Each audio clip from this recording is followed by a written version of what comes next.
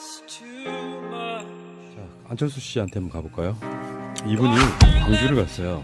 이번에 그 택시 운전사가 영화가 히트하니까 관련한 묘소에 가서 그 참배를 하더라고요. 숟가락 얹기 신공. 아니 그 정말 양아치. 근데 그가 새정치민주연합에 있을 때 당 강령에 4.19, 5.18을 삭제하려고 했다는 건 다 아는 이야기예요. 그렇죠. 팩트잖아요. 예. 이런 분위기에 편승해가지고 지금 그러고 있는 건데 지금 이제 천정배 쪽에서 이제 하는 이야기들 이렇게 보면은 지금까지 안철수한테 굉장히 대립각을 잘 세워주고 있는 사람 정동영하고 천정배 두 사람 있잖아요. 그중에 천정배가 더 조금 앞서가는 것 같아요. 역시 천사인 볼트답게.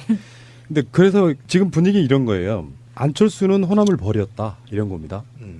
호남을 버리려고 한다. 지금 스탠스로 보면 호남 사람들 입장에서는 안철수가 나오는 게 마땅치가 않은 거죠.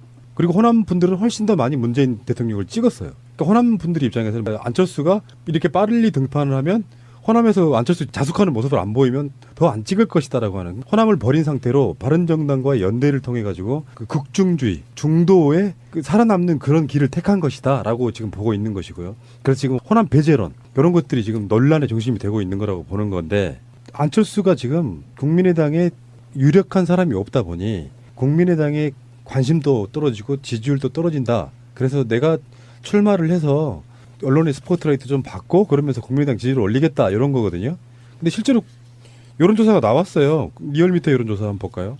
국민의당 지지율이 광주 전라 12.5%로 4.4포인트 떨어졌고요. 예. 다시 10% 초반으로 내리는 등 수도권 60대 이상과 30, 40대, 보수층, 중도층, 진보층 등 대부분의 지역과 계층에서 하락한 것으로 조사됐습니다. 결국에는 안철수가 출마해서 결집 효과가 없었다는 네. 거죠. 올라가지도 않았지만 호남에서 더 떨어졌다. 그렇죠. 호남 배제. 그 왜 배제할까요? 겨우 39석밖에 안 되는 국회의원인데 거기서 또 전라도를 호남을 또 배제하면 몇 석이 남을까요? 그다음에 또 호남만 배제하나요? 그러니까 자기 계파가 그렇게 많지 않은 것이에요. 그렇죠. 국민의당이 지금 비례대표가 더불어민주당하고 거의 똑같잖아요. 총선 때 정당 투표를 그렇게 했지 않습니까?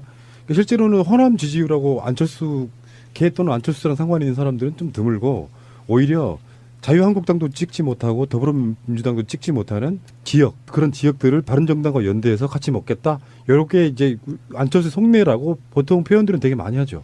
그런데 왜 그러면 호남을 배제하고라도 당 대표에 출마할까요? 저는 아까도 슬쩍 얘기했지만 바른정당과의 통합을 염두에 둔 거다. 저는 분명히 그렇게 봅니다. 물론 지금은 극구 부인하겠지만 저는 바른정당과 국민의당이 사실상 주인이 저는 이명박이라고 보고 이명박이 향후에 있을 게이트를 방어하기 위해서는 호남을 배제하고 나머지 국회의원들과 바른정당 그다음에 자유한국당에서 일부 이렇게 합친 정당이 된다면 일부 또 떨어져 나올 거라고 보거든요. 아마 60석 정도의 거대 야당을 하나 만들어서 어쨌든 박근혜 게이트와 이명박 게이트에 대해서 방해벽을 치려고 노력하지 않겠느냐 이런 측면에서 사전 정지 작업을 하고 있는 게 아니냐라는 의심을 저는 지울 수가 없다라는 거죠. 분명히 저는 그 시대가 올 거다. 그렇지 않고는 이게 해석이 안 됩니다. 다른 걸로 한번 해석을 해보시죠. 왜 지금 나와서요 안철수가 이득을 볼 게 없어요. 물론 의도는 있겠지만 그렇게 치밀한 기획으로 나왔을까 싶기도 해. 아니 그냥 뒤에서 누군가가 기획을 하고 있는 거죠. 그러니까 일단은 잊혀지는 게 싫은 거 아닌가? 일단 저는 기본적으로는 그 정도는 아닌 것 같아요. 안철수가 자기가 자기 입으로 얘기한 게 있어요. 음. 이번에 당대표 출마를 하지 말라는 것은 나의 정치 생명을 끝내라는 것이다. 이런 말을 했어요. 그런 마음을 갖고 있는 것 같아요. 그러니까 아니 자기가 지금 한번 생각해 보세요. 제가 그 정치를 한번 생각해 보세요. 내년에 지선이 있어요. 근데 여기에 국민의당이 안철수가 당대표 체제에서 이 선거를 치러서 얘네들이 승리할 수 있는 경우가 별로 드물어요. 그러면 지금 당권을 잡고 이때 실패해서 또 지선 실패를 하면 책임을 져서 물러나야 되거든요. 얼마 안 돼요. 10개월밖에 안 남았어요. 9개월 정도 남았죠. 그런데 왜 이 리스크를 감당하면서까지 지금 당대표를 나오냐는 겁니다. 지금 잠깐 미국에 가서 공부도 하고 보편적이라고 한다면 아니면 뭔가 좀 새로운 정치를 하기 위한 공부 과정 컨텐츠를 만드는 과정 이 과정이 있어야 되는 거잖아요. 지금 유승민처럼. 그런데 없이 바로 당대표로 나와버렸잖아요. 왜 이렇게 급할까요? 안철수가. 급할 이유가 없잖아요. 다음 대선에 출마할 사람이. 아직도 4년이나 5년이나 남았는데.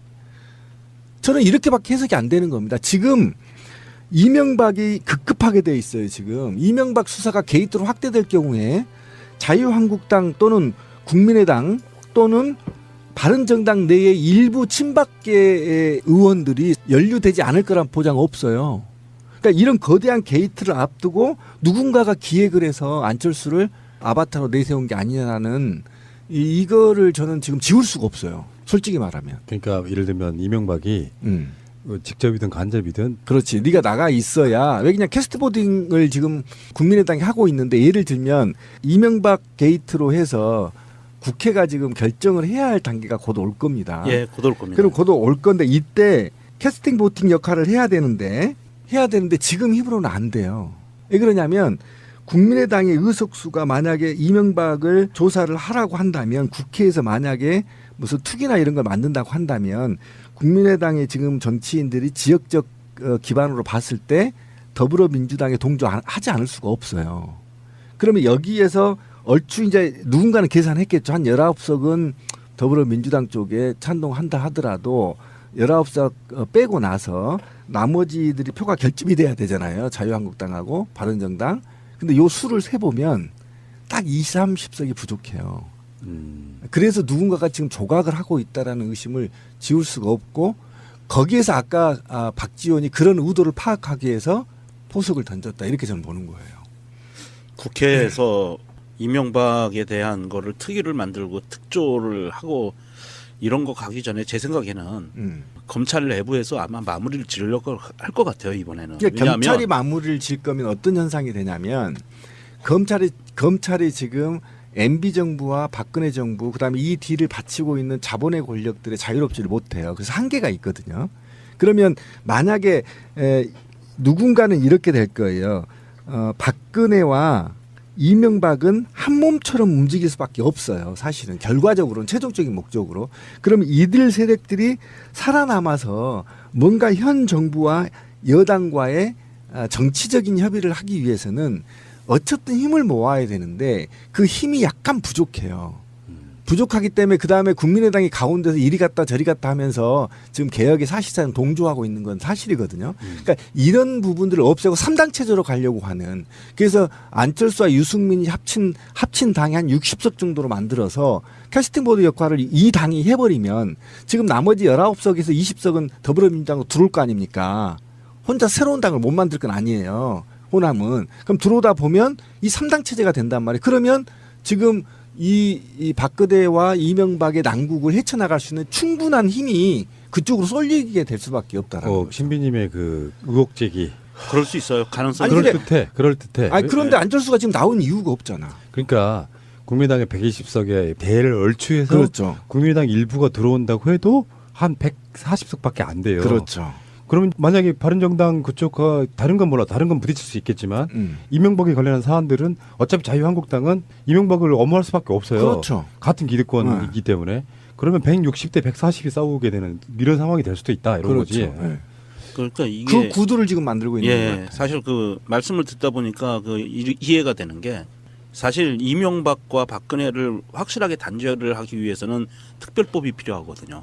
특히 그 최순실 재산 몰수에 관한 특별법 같은 그런 특별법들이 반드시 필요한데 그때 강력하게 저항하면 마무리 짓기가 너무 힘들어지죠. 그리고 그 더 나아가 지금 가장 심각한 건 얘네들이 무슨 포석을 던지고 있냐면 내년에 지방선거와 뭐가 연루되어 있냐면 개헌이 연루되어 있어요. 그러니까 개헌을 여당 행정부 중심으로 하지 않겠다라는 강한 의지를 지금 안철수가 갖고 있다라는 거예요. 그래서 이거 시험대를 지금 하고 있는 거거든요. 지금 만약에 안철수가 당대표로 출마하는 이유는 딱 한 가지밖에 없어요. 개헌에 참여하려고 하거나 개헌에 주도적으로 참여를 하려고 하거나 또는 박근혜 이명박의 게이트로 확대되는 걸 막기 위한 이 두 가지 이유에는 뭐가 없어 이유가 지금. 근데 개헌이 이제 쟁점화가 곧 9월부터 될 텐데 이게 굉장히 심각하거든요. 왜 그러냐면 문재인 대통령이 개헌을 내 중심으로 하지 않겠다고 했어요. 국회에 던져버렸어요. 원래 국회가 하는 거예요. 던지면서 조건을 하나 걸었거든요. 국민과 합의해서 만들어라. 그럼요. 이렇게 된 거란 말이에요. 당연히 국민 투표를 거쳐야 되기 예, 때문에. 국회의원들이 국민하고 합의를 안 해요. 네, 안 하고 있어요. 지들끼리 지금 벌써 논의를 하고 있어요. 네. 근데 여기에 배제될까봐 두려운 겁니다. 안철수가 예를 들면. 근데 이게 지금 그 개헌 문제는요. 지금 이렇게 개헌 특위가 구성되어 있는 상태에서 지금과 같이 그 국회 내부에서만 그 법률적인 뭐 자기들의 이권 다툼이나 법률적인 논의만 해가지고는 개헌 안 돼요. 그렇죠. 네, 이건 개헌이 될 수가 없는 거예요. 시기적으로 이미 내년 6월인데 그러면 내년 4월 이전에는 개헌안이 완벽하게 나와야 돼요. 나와서 국민들한테 그걸 보여줘야 되거든요. 12월에 나와야 돼요. 그러니까 12월에는 초안이 나와야 되겠죠. 예, 그래서 뭐 이게 우리는 이렇게 개헌을 하려고 합니다라고 국회에서는 국민들한테 그 동의를 구하고 설명하는 절차를 구해야 되는데 지금 보면 권력구조밖에 얘기되는 게 없어요. 자기들 국회의원 의석수를 누가 더 많이 가져가느냐 이거밖에 없거든요. 관심이. 자, 그렇지 않다면 MB를 보유하기 위한 수단밖에 안 되는 거예요. 어차피 이게 특별법이라든지 국회의 그 어떤 그 도움이 필요한 부분을 배제하고 행정부의 권력만으로 이거는 이명박 게이트를 완전히 끝낼 수 있는 방법을 좀 많이 강구를 해야 되겠는데요. 근데 MB 정도 실력이면요. 검찰 정도는 손에 갖고 있거든요. 근데 그래서 그거는요. 적정하게 검찰과 제가 제가 볼 때는 빅딜할 수 있는 것들도 여러 가지가 있어요. 그 전에 저기가 있잖아요. 우리 그 아까 말씀하신 것처럼 검찰의 그 최고 그 권력기관이 될 수 있는 공수처가 만들어지면 또 말이 달라지죠. 아니에요. 공수처를 거부했습니다. 검찰총장이. 문무일. 아니 거부한 건 아니에요. 거부는 아니고. 저는 사실상 거부다 이렇게 봐서 저는 선출되지 않는 권력은 무조건 다 의심해요. 절대 믿지 않습니다. 네, 선출되지 않는 권력은 절대 믿지 않아요. 하물며 선출될 권력도 잘못 선출된 놈들 제가 의심하는데 선출되지 않는 관료 조직은 저는 신뢰가 단 0%예요. 1%도 없어요. 문무일이 아무리 호남인이고 아무리 개혁적 성향이라 하더라도 이번 발표한 것 보면 수사권도 안 주고 공수처도 못 받고 기소권도 못 나눠주겠다는 거잖아요. 그리고 하는 게 위원회만 수사심의위원회 만들어서 여기에서 수사가 적정했는지 심의하겠다 그러는데 그 심의위원회 저도 운영해봐서 알거든요. 재건축위원회. 그거 다 전문가예요. 전문가는 다 있잖아요. 학벌들이 다 거기에요. 형님 동생 해요. 또 교수도 교수 제자 사이도 되고요. 그 똑같은 기득권 하나 더 만드는 거거든요. 그리고 지금 김대중 노무현 정부에 그렇게 많이 만들어있던 위원회 이 위원회가 폐륜적인 집단한테 넘어갈 때는 무서운 도구예요. 독재를 또는 부패를 하는데 정당성을 부여받을 수 있는 게 그 위원회예요. 근데 그 위원회를 만들어서 검찰이 적정하게 수사했는지를 심의하겠대. 엿먹어라 씨발. 이렇게 할 수밖에 없는 겁니다. 그러니까 선출되지 않는 권력은 그렇게 관료주의로 갈 수밖에 없는 거기 때문에 MB 수사를 검찰이 제대로 한다?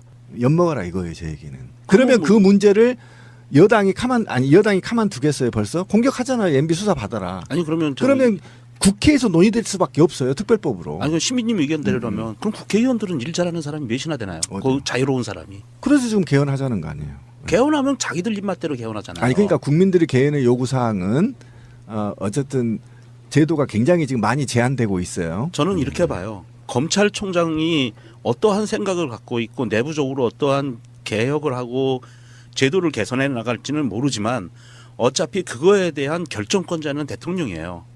법무부 장관이고 검찰총장은 그거에 따라가야 될 수밖에 없는 직책이고 운명이거든요. 거기서 반기를 들 수가 없어요. 그러니까 그 얘기란 말이에요. 제가 아까 우리 전 얘기가 그 얘기예요. 제가 이제 화가 나는 게 명종 씨도 얘기한 게 그 얘기였잖아요. 보수들이 권력을 사용할 것처럼 우리도 딱 한 번만 마지막으로 썼으면 좋겠다 이 얘기했잖아요. 네. 수사권 독립시켜준다고 했잖아요. 나 관여 안 하겠다. 문재인 대통령이요? 네. 그냥 알아서 지금 국정원도 자체 TF팀 꾸리고 검찰도 지금 개혁적인 놈 검찰총장 앉혀놓고 알아서 한번 안 내놔봐 이렇게 얘기하고 있는 거잖아요. 방송도 한번 볼까요? 문재인 대통령 방송도 만약에 방송에 대해서 정부가 개입해서 개혁을 하려면 또 제3의 개입 아니냐 이렇게 얘기할까 봐 자체 개혁 안 내놔 이렇게 얘기하고 있거든요. 근데 대한민국에서 해방 이래에 그 관료 조직이 스스로 개혁한 사례가 없어요. 예를 들어보세요. 단 한 것도 없어요. 외부에서 메스를 들지 않으면 안 된다는 거죠. 그래서 민주주의가 힘든 거예요. 네, 힘든 겁니다. 초법적으로 못해. 법적으로 해. 그래서 가장 중요하게 개입돼야 되는 부분이 국민의 여론이에요. 맞습니다. 그러니까 뭐가 잘 안 되고 있다 그러면 벌떼같이 일어나서 그래서 박근혜 탄핵시키고 구속시킨 거거든요. 그 관점으로 한번 봐야 되고 얘기가 너무 셌어요 지금. 그러니까 안철수에서 지금 여기까지 왔는데 갑자기 가만히 있던 문무일이 안철수 때문에 딱이 맞은 기억이 드는데 그 이야기는 뭐 계속 해야 되는 이야기들이니까 오늘은 여기까지만 하겠습니다. 배제. 왜 배제할까요? 겨우 39석밖에 안 되는 국회의원인데 거기서 또 전라도를 호남을 또 배제하면 몇 석이 남을까요? 그다음에 또 호남만 배제하나요? 그러니까 자기 계파가 그렇게 많지 않은 것이에요. 그렇죠. 국민의당이 지금 비례대표가 더불어민주당하고 거의 똑같잖아요. 총선 때 정당 투표를 그렇게 했지 않습니까? 그러니까 실제로는 호남 지지율하고 안철수 개 또는 안철수랑 상관 있는 사람들은 좀 드물고 오히려 자유한국당도 찍지 못하고 더불어민주당도 찍지 못하는 지역, 그런 지역들을 바른정당과 연대해서 같이 먹겠다. 이렇게 이제 안철수 속내라고 보통 표현들은 되게 많이 하죠. 그런데 왜 그러면 호남을 배제하고라도 당 대표에 출마할까요? 저는 아까도 슬쩍 얘기했지만 바른정당과의 통합을 염두에 둔 거다. 저는 분명히 그렇게 봅니다. 물론 지금은 극구 부인하겠지만 저는 바른정당과 국민의당이 사실상 주인이 저는 이명박이라고 보고 호남에서 안철수 자숙하는 모습을 안 보이면 더 안 찍을 것이다라고 하는 호남을 버린 상태로 바른정당과의 연대를 통해 가지고 그 극중주의, 중도의 그 살아남는 그런 길을 택한 것이다라고 지금 보고 있는 것이고요. 그래서 지금 호남 배제론 이런 것들이 지금 논란의 중심이 되고 있는 거라고 보는 건데 안철수가 지금 국민의당에 유력한 사람이 없다 보니 국민의당의 관심도 떨어지고 지지율도 떨어진다. 그래서 내가 출마를 해서 언론의 스포트라이트 좀 받고 그러면서 국민의당 지지를 올리겠다 이런 거거든요. 근데 실제로 여론조사가 나왔어요. 리얼미터 여론조사 한번 볼까요? 국민의당 지지율이 광주 전라 12.5%로 4.4포인트 떨어졌고요. 예. 다시 10% 초반으로 내리는 등 수도권 60대 이상과 30, 40대, 보수층, 중도층, 진보층 등 대부분의 지역과 계층에서 하락한 것으로 조사됐습니다. 결국에는 안철수가 출마해서 결집 효과가 없었다는 네. 거죠. 올라가지도 않았지만 호남에서 더 떨어졌다. 그렇죠. 호남 이명박이 향후에 있을 게이트를 방어하기 위해서는 호남을 배제하고 나머지 국회의원들과 바른정당 그다음에 자유한국당에서 일부 이렇게 합친 정당이 된다면 일부 또 떨어져 나올 거라고 보거든요. 아마 60석 정도의 거대 야당을 하나 만들어서 어쨌든 박근혜 게이트와 이명박 게이트에 대해서 방해벽을 치려고 노력하지 않겠느냐 이런 측면에서 사전 정지 작업을 하고 있는 게 아니냐라는 의심을 저는 지울 수가 없다라는 거죠. 분명히 저는 그 시대가 올 거다. 그렇지 않고는 이게 해석이 안 됩니다. 다른 걸로 한번 해석을 해보시죠. 왜 지금 나와서요 안철수가 이득을 볼 게 없어요. 물론 의도는 있겠지만 그렇게 치밀한 기획으로 나왔을까 싶기도 해. 아니 그 뒤에서 누군가가 기획을 하고 있는 거죠. 그러니까 일단은 잊혀지는 게 싫은 거 아닌가? 일단 저는 기본적으로는 그 정도는 아닌 것 같아요. 안철수가 자기가 자기 입으로 얘기한 게 있어요. 이번에 당대표 출마를 하지 말라는 것은 나의 정치 생명을 끝내라는 것이다. 이런 말을 했어요. 그런 마음을 갖고 있는 것 같아요. 그러니까 아니 자기가 지금 한번 생각해 보세요. 제가 그 정치를 한번 생각해 보세요. 내년에 지선이 있어요. 근데 여기에 국민의당이 안철수가 당대표 체제에서 이 선거를 치러서 얘네들이 승리할 수 있는 경우가 별로 드물어요. 그러면 지금 당권을 잡고 이때 실패해서 또 지선 실패를 하면 책임을 져서 물러나야 되거든요. 얼마 안 돼요. 10개월밖에 안 남았어요. 9개월 정도 남았죠. 그런데 왜 이 리스크를 감당하면서까지 지금 당대표를 나오냐는 겁니다. 지금 잠깐 미국에 가서 공부도 하고 보편적이라고 한다면 아니면 뭔가 좀 새로운 정치를 하기 위한 공부 과정, 컨텐츠를 만드는 과정, 이 과정이 있어야 되는 거잖아요. 지금 유승민처럼. 그런데 없이 바로 당대표로 나와버렸잖아요. 왜 이렇게 급할까요? 안철수 씨한테 한번 가볼까요? 이분이 광주를 갔어요.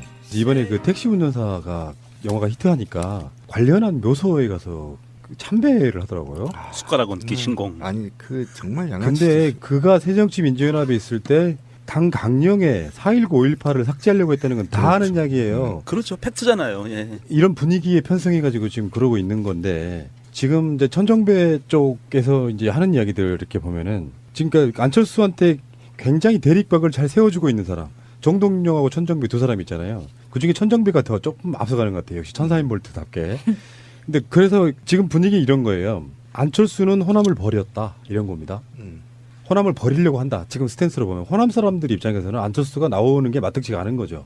그리고 호남 분들은 훨씬 더 많이 문재인 대통령을 찍었어요. 그러니까 호남 분들 입장에서는 안철수가 이렇게 빨리 등판을 하면